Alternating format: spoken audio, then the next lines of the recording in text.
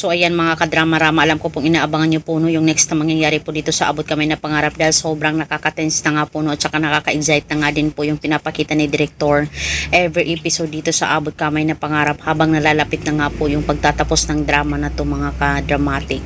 At alam naman po natin mga kadrama na nung last episode po nila ay talagang itong si Zoe may kausap nga po talaga siya dahil gusto nga po talaga niya na pakawalan po itong si Annalyn. Talagang kinakausap niya yung kanyang daddy na si Carlos.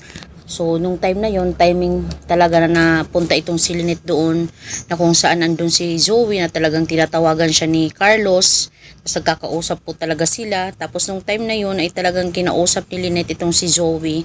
Talagang hindi lang umimik itong si Zoe kundi umalis talaga siya na palang walang respeto talaga na bata, no? Dahil nga po may tinatago po siya dahil ayaw nga po niya talaga na magsinungaling na lang kaya umalis na lang po talaga siya.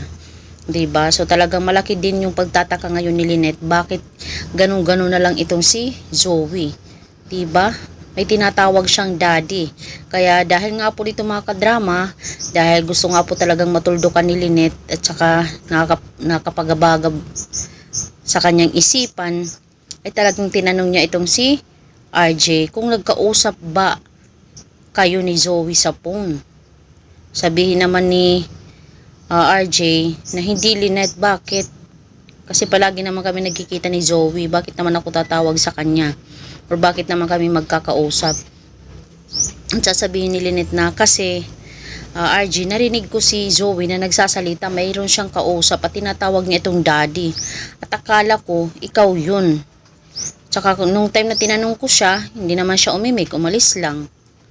So, sino kaya yung tinatawag na daddy ni Zoe kung hindi ikaw, RJ? Diba? May tinatago ba si Zoe sa atin? So, dahil nga po dito mga kadrama, dahil nga po sa niisip din talaga ni RJ dito sa sinabi ni Lynette na alala niya nung time na yun na tumawag talaga itong si Carlos daw sa kanya na hindi niya anak itong si Zoe. So, possible, maisip din talaga ni RJ na itong si Zoe hindi na tunay na anak at saka yung tatay nito ay si Carlos. Kasi nung time na yun tinawagan siya eh. Pwede din ma-confirm ni RJ yun. 'Di ba?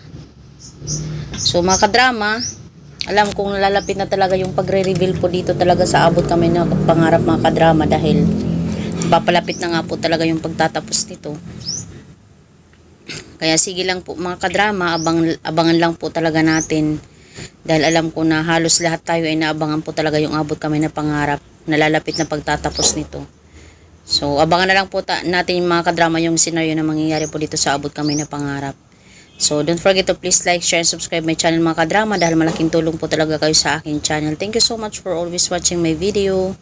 Abangan. Thank you so much. Bye. Mga kadramatic, mga ka-abot kamay.